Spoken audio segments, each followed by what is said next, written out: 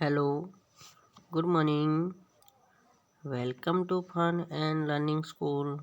કેમ છો બધા? મજામાં છો ને?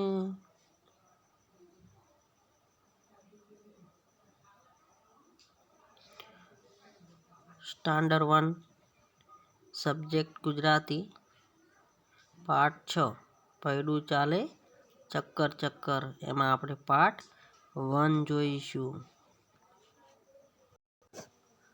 કલકલિયો ધોરણ 1 પાના નંબર 34 ઉપર જોઈશું. તો આપણે બુકને પાના નંબર 34 ઉપર ચાલો ખોલીએ.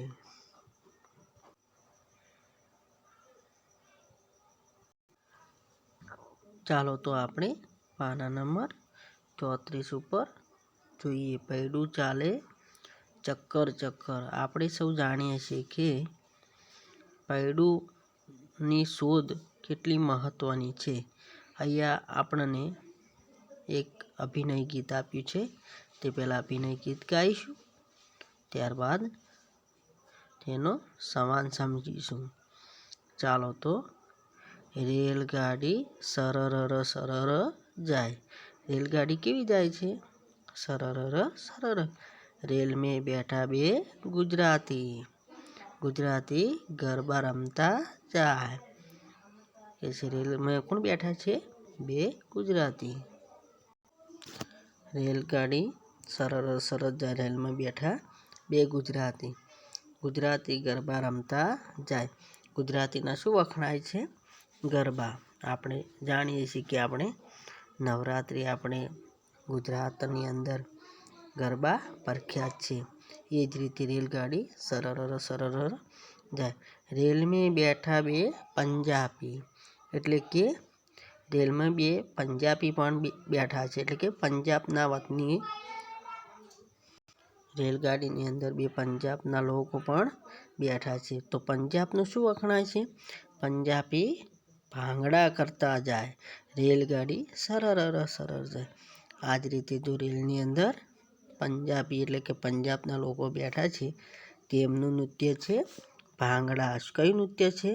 ભાંગડા. જેમાં આપણે ગરબા પ્રખ્યાત છે ને, એ જ રીતે એમનું ભાંગડા નૃત્ય પ્રખ્યાત છે. એ જ રીતે આપણે બીજા રાજ્યના પણ નૃત્ય જોઈશું. ધારો કે રાજસ્થાન. તો રાજસ્થાનનું શું પ્રખ્યાત છે? ઘુમ્મર નૃત્ય પ્રખ્યાત છે. રાજસ્થાનની અંદર ઘુમ્મર નૃત્ય પ્રખ્યાત છે.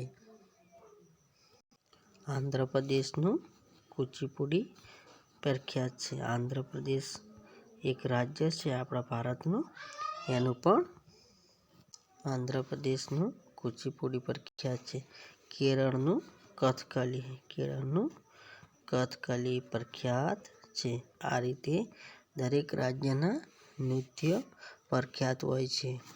એ જ રીતે આપણે જોયું કે રેલ અહીંયા ચિત્ર આપ્યું છે. રેલનું ચિત્ર આપ્યું છે.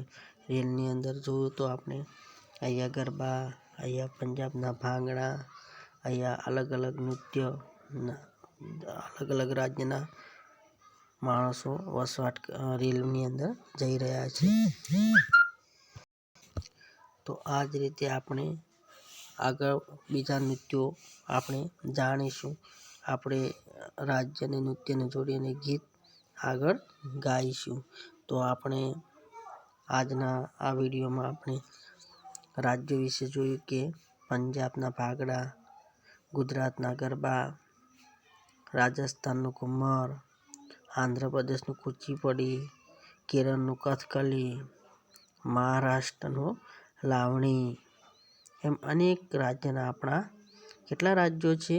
આપણા ભારતના કુલ 28 રાજ્યોની અંદર દરેક રાજ્યના નૃત્યો અલગ અલગ હોય છે. અને નૃત્યથી તે રાજ્ય પ્રખ્યાત હોય છે. તો એ નૃત્ય આપણે જોડી અને ગીતની આગળ આપણે ગાઈ શકીએ છીએ.